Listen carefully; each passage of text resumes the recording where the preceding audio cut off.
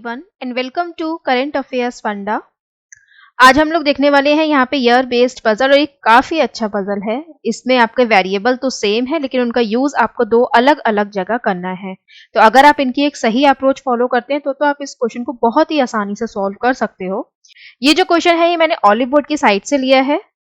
एक बार इसका स्क्रीनशॉट ले लीजिए प्लीज एंड क्वेश्चन को खुद से जरूर अटेम्प्ट करो, क्योंकि क्वेश्चन को खुद से अटेम्प्ट करोगे ना तो क्वेश्चन, मैं ये नहीं बोल रही कि आप क्या कहते हैं सॉल्व नहीं कर पाओगे, आप बिल्कुल सॉल्व कर सकते हो लेकिन आपको देर लगेगी। डिफरेंस यही होता है, रीजनिंग हर कोई सॉल्व कर लेता है, सिर्फ जो आपका डिफरेंस होता है वो टाइम का डिफरेंस होता है। तो पहले आप खुद से सॉल्व करो, अपने दिमाग को जरूर घिसो, ठीक है।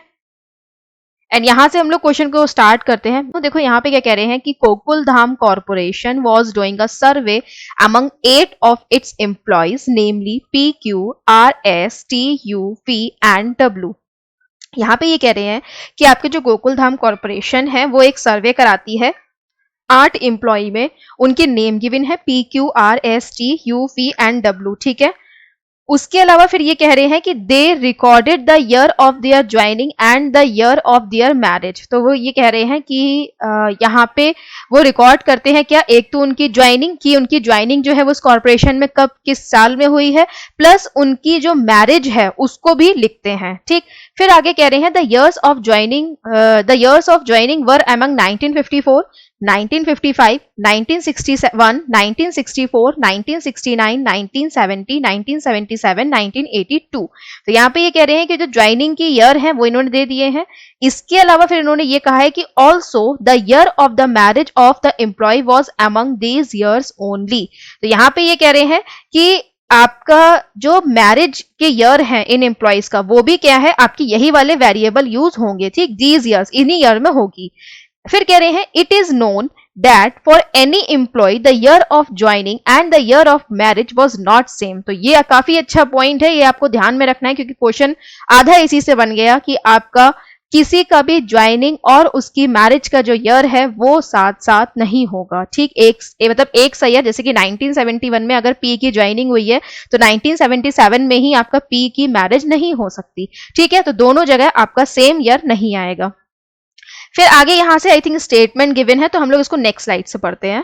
देखो इसको लिखने का तरीका बता देती हूँ। जब भी इस टाइप का क्वेश्चन है जहां पे एक वेरिएबल को आपको दो जगह यूज करना है तब आप लोग पॉइंट्स को अलग अलग लिख के चले। जैसे कि यहाँ पर आपकी दो तरीके की बात कही गई है, एक है मैरिज से रिलेटेड, ठीक है, और एक है आपका ज्वाइनिंग से रिलेटेड। तो जब भी आपका ज्वाइनिंग वाला पॉइंट आए तो आप उसको इस साइड में लिखें, और जब भी आपका मैरिज वाला पॉइंट आए तो आप उसको इस साइड में लिखें, ठीक। ये आप डिफरेंस बनाकर चलेंगे तो आप अपने क्वेश्चन को बहुत ही आराम से सॉल्व कर पाएंगे, ठीक है। बस यही आपको डिफरेंस बनाकर चलना है। इनके ईयर को एक बार लिख लेते हैं।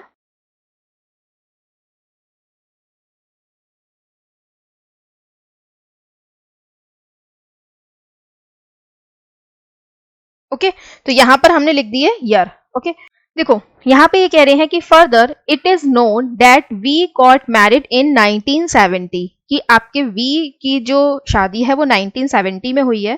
तो यहां पर आप क्या करोगे, इस तरीके से पॉसिबिलिटी को बनाओगे। यहां पर लिख लो आप मैरिज और यहां पे लिख लो ज्वाइनिंग, ठीक। यहां पर आप उस वेरिएबल को लिखोगे जिसके इस ईयर में मैरिज हुई है, यहां पर आप उन मेंबर्स को लिखोगे जिनकी इस ईयर में क्या हुई है, ज्वाइनिंग हुई है, ठीक। तो इस तरीके से आप लेकर चलोगे। अब इन्होंने क्या कहा है कि वी गॉट मैरिड इन 1970, 1970 में वी की शादी हुई है, तो वी कहां आ जाएगा, यहां पर आ जाएगा, राइट। देन इसके अलावा फिर देखते हैं आगे कह रहे हैं कि 3 people got married between U and S। अब 3 लोगों की शादी जो है वो U और S के बीच में हुई है। तो ये मैरिज से रिलेटेड पॉइंट है, तो हम लोग इसको यहां लिख लेंगे, ठीक है, क्योंकि अभी तो पॉसिबिलिटी आएगी काफी, आप देखोगे तो, है ना, U और S के बीच में। तो अभी हम रुकेंगे। आगे कह रहे हैं the year of joining and marriage for P were both even years, यानी कि मैरिज और ज्वाइनिंग जो है P की किस में होगी, इवन ईयर्स में होगी। तो या तो आप P इवन इस तरीके से दोनों में लिख लो, ठीक है, वरना मैं सजेस्ट ये करूंगी कि अगर मैरिज एंड ज्वाइनिंग से रिलेटेड पॉइंट थोड़ा सा अलग हटके आए तो आप उसको साइड में अलग लिख लो कि P और इवन लिख लो, ठीक। तो इससे आपको पता चल जाएगा कि P इवन बोथ लिख लो उसके आगे, है ना। मतलब आपको कुछ इस तरीके से पॉइंट का यूज करना है कि बस आपको समझ आ सके, आप उसका यूज कर सको, आप कंफ्यूज ना हो, ठीक है। और बाकी बहुत लंबी अप्रोच आपको लेके नहीं चलनी है। आपका जो पेपर होता है व्हाइट पेपर, उसको कोई देखने नहीं आता, ठीक।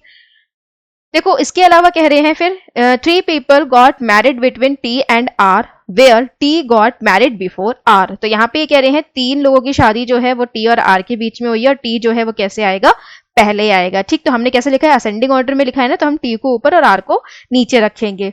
फिर कह रहे हैं the difference in the year of marriage and year of joining of S is 5 where he got married before joining in the organisation. देखो वैसे तो हम लोग डिफरेंस वाला साइन लगा के 5 लिख सकते थे, एस लिखते, मैरिज डिफरेंस वाला साइन लगा के ज्वाइनिंग लिखते और एस लिख देते, लेकिन यहाँ पे जब इन्होंने हमें साफ साफ क्लियर कर दिया है कि उसकी शादी जो है वो उसकी ज्वाइनिंग से पहले हुई है, तो हम क्या करेंगे, यहाँ पे लिखेंगे S marriage minus joining is equal to 5। ठीक, तो इससे हमें क्या पता चल जाएगा कि एस की मैरिज में से अगर हम 5 को माइनस करेंगे तो 5 को माइनस करेंगे तो ज्वाइनिंग मिल जाएगा।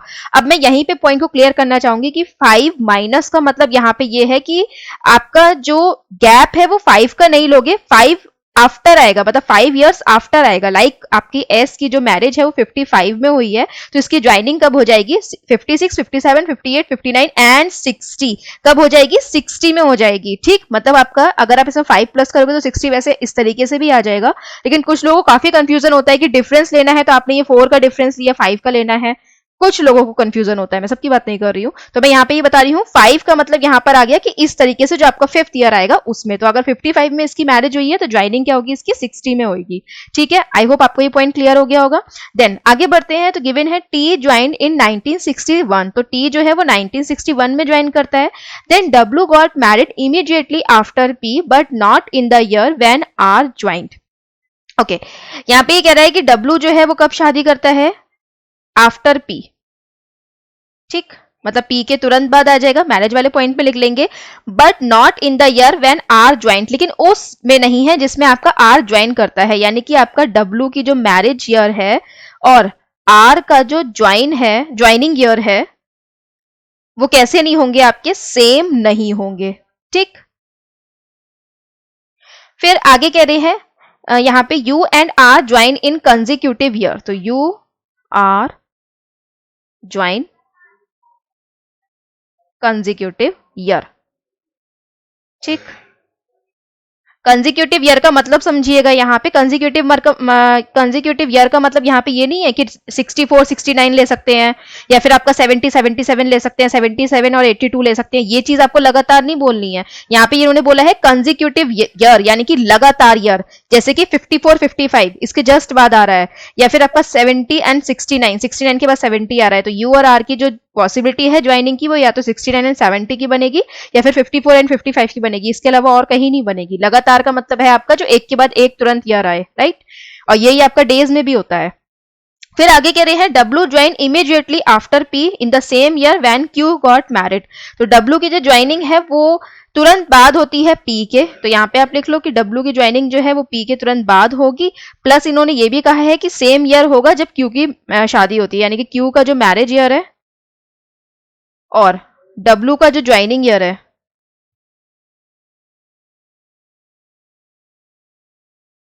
वो क्या होगा, यहाँ पे सेम होगा। ओके, अब हम लोग इस क्वेश्चन को सॉल्व कर लेते हैं जल्दी से।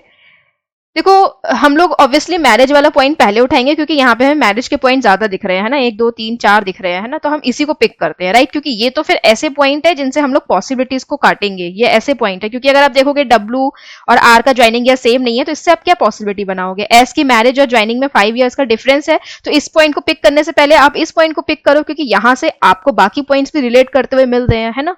और ऐसे ही ये वाले पॉइंट्स भी जो है ये आपकी पॉसिबिलिटीज को हटाने वाले हैं, ना कि आपका क्वेश्चन को बनाने वाले। तो यहां से हम लोग इसको स्टार्ट करते हैं, तो टी और आर से पिक करेंगे बिकॉज इसमें हमें पता है कि टी पहले आएगा और आर बाद में आएगा, तो इसकी पॉसिबिलिटीज को देखते हैं। तो टी यहां पर आएगा तो 1 2 3 का गैप करके आपका आर यहां पर आ जाएगा। ठीक, फिर इसकी एक पॉसिबिलिटी और आएगी,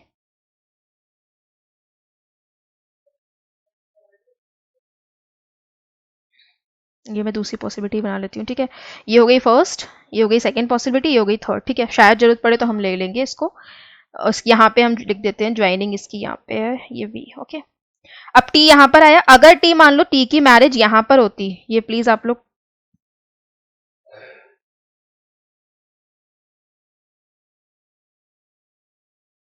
ये आप डिफरेंस बना लीजिएगा। ठीक है, मैं एक्चुअली इतना इसलिए कर रही हूँ कि आपको बिल्कुल भी कंफ्यूजन ना हो। कोई फायदा नहीं होता कि अगर मैं वीडियो को बना के छोड़ दूं और फिर आपको कंफ्यूजन रहे, और ऐसा कंफ्यूजन रहे जो मतलब बिना मतलब लॉजिकल ना हो। देखो, यहाँ पे अब आपने एक पॉसिबिलिटी देख ली मैरिज की। दूसरी पॉसिबिलिटी क्या है कि टी यहाँ पर आएगा तो 1 2 3 का गैप करके आपका आर आ सकता है, नहीं आ सकता क्योंकि वी फिक्स है ना, इसलिए टी यहाँ पे नहीं आएगा। अब इसके अलावा टी यहाँ आ नहीं सकता क्योंकि किसी का भी मैरिज और ज्वाइनिंग ईयर सेम नहीं है। तो अगर टी यहाँ आता है तो 1 2 3 का गैप करके आपका आर यहाँ पर आ जाएगा। तो बेसिकली आपके मैरिज से रिलेटेड दो ही पॉसिबिलिटी होंगी, ठीक। तो इसे आप हटा दोगे। फिर आपका पी एंड डब्ल्यू गिवन है कि पी आपका इवन ईयर में आएगा और उसके जस्ट बाद क्या आएगा आपका यहाँ पे डब्ल्यू आएगा, किसमें, मैरिज में, है ना। तो पी आपका इवन ईयर में आएगा। तो अगर आप देखोगे इस वाली पॉसिबिलिटी में, तो पी एंड डब्ल्यू को कहाँ फिक्स कर सकते हो आप, यहाँ पे तो आई थिंक जगह ही नहीं है, क्योंकि अगर पी को आप 64 पे लिखते हो तो आप डब्ल्यू नीचे नहीं लिख सकते, 82 पे लिखते हो तब भी आपका डब्ल्यू जो है वो नीचे नहीं लिख सकते, यानी कि ये पॉसिबिलिटी तो कट हो जाएगी। इसमें अगर आप देखोगे तो पी अगर यहाँ आता है तो डब्ल्यू यहाँ आ सकता है, राइट। इसके अलावा और कोई पॉसिबिलिटी नहीं है, तो पी एंड डब्ल्यू यहाँ पर फिक्स हो जाएंगे। ओके, तो सेकंड डायग्राम हमारा चलेगा, फर्स्ट वाला यहीं पे कट हो जाएगा, तो इसको आप हटा दोगे, पी इवन हटा दोगे। यू एंड एस के लिए देखोगे तो यू और एस की यहाँ पे पॉसिबिलिटी बनेगी कि यू यहाँ पर आकर 1 2 3 का गैप करके एस यहाँ आ सकता है, लेकिन अगर यू यहाँ पर आता है तो एस यहाँ भी आ सकता है, ठीक। तो ये पॉसिबिलिटी बनेगी, तो मैं इस पॉसिबिलिटी को बना दे रही हूँ, लेकिन अगर आप पेपर दे रहे हो तो आपको वैसे जरूरत नहीं है, आप पेंसिल से इसको लिख के छोड़ सकते हैं, क्योंकि इसके लिए ज्यादा पॉसिबिलिटी बनाने की जरूरत नहीं है, ठीक। तो मैं यहाँ पे एक्सप्लेन कर रही हूँ इसलिए इस पॉसिबिलिटी को बना देती हूँ।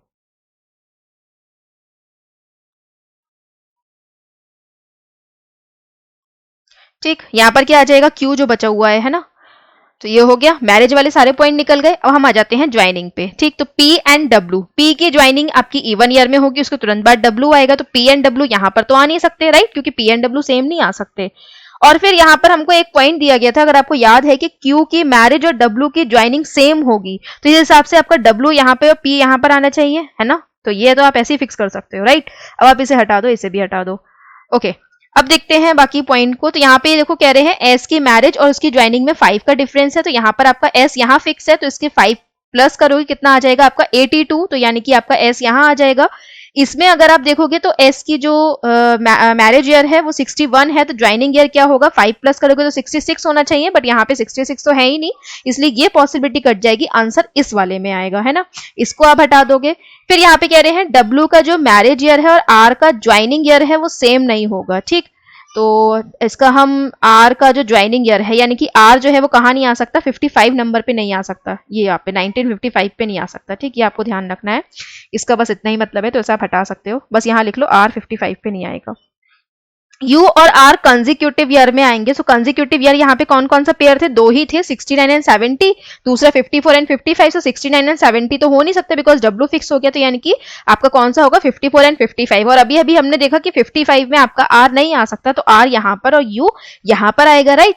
फिर आपका Q marriage and W joining की जो ईयर है वो सेम होगी, तो ये आपकी हो चुकी है, तो इसे आप हटा देंगे। ओके, एंड दो बच गए आपके, कौन से बचे हैं, अच्छा एस और वी बचे हैं, है ना। तो एस और वी को फिक्स करना है, सॉरी एस और वी नहीं, वी बचा है एक, तो वी यहाँ पे तो आ नहीं सकता क्योंकि दोनों का ईयर आपका सेम नहीं होगा, मैरिज एंड ज्वाइनिंग, तो वी यहाँ पर आ जाएगा। बाकी जो रेस्ट है I think P Q, Q बचा है तो क्यू यहाँ पर आ जाएगा, ठीक। तो क्यू एंड वी बचे थे, तो क्यू और वी को कैसे फिक्स करोगे कि वी की आपकी जो ज्वाइनिंग ईयर है और जो मैरिज ईयर है वो सेम नहीं हो सकती, इसलिए वी आपका 77 पर आएगा, रेस्ट आपका क्यू यहाँ पर आ जाएगा। तो ये था आपका एक सॉल्यूशन।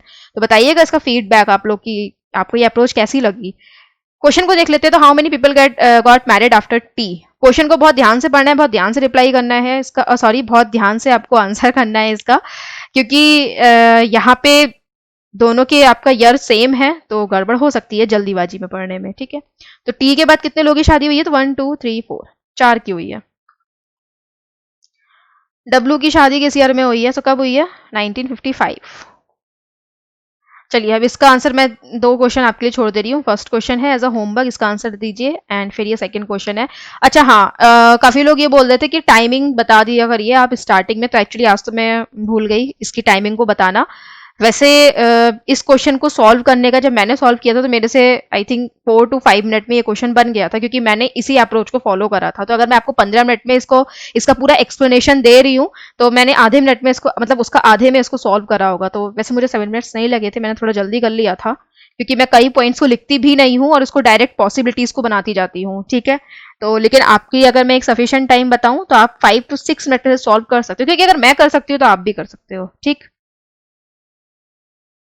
इसका आंसर भी आप लोग मुझे कमेंट सेक्शन में देंगे। तो यहाँ पर ये जो प्लेलिस्ट है, यहाँ पर आपको और जो वीडियोस हैं पजल एंड सेटिंग अरेंजमेंट से रिलेटेड, वो यहाँ पर आपको मिल जाएंगी। सो आप लोग यहाँ प्लेलिस्ट में जाकर जो अदर वीडियोस हैं उनको भी वॉच कर सकते हैं। साथ में चैनल को सब्सक्राइब कर लीजिए ताकि आपको रेगुलर नोटिफिकेशन मिले, एंड बेल आइकन को प्रेस कर लीजिए ताकि आपको कोई भी जो आपका अपडेट है वो मिस ना हो। Thanks for watching this video. Have a nice day.